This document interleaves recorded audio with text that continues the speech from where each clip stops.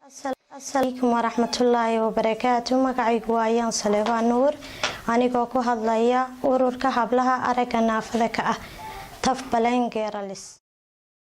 halkan waxaan ku maanta walaashay Istaahil oo haysata 3 caruur ah oo aragga naafa ka ah laba ay yihiin hablo midna uu yahay inan. walaashay Istaahil 2 jeer horaan u nimi maanta waa maalintii 3aad aan soo booqano anagoo walaashay maanta halkan ku guddoonsinay shilimo yar oo qadarkeedu yahay $200 walaal Istaahil ku soo gaadhay aad baan mahadsantiin walaal 200 oo soo gaadhay aad baan mahadsantiin anigoo maxay haday maamadii carruurta dhashay Istaahil Cismaan Cabdi aad baan ugu mahadnaqayaa ururkeena iyo maxay haday hablaha kale ururka waan wada maxaa cid ka soo baxday cid soo dhiibatay insha Allah waxaan ururkeena inta ayaan ka badan helaan caafimaad oo rajeenaya way soo gaadhay $200 aad baan mahadsanyahay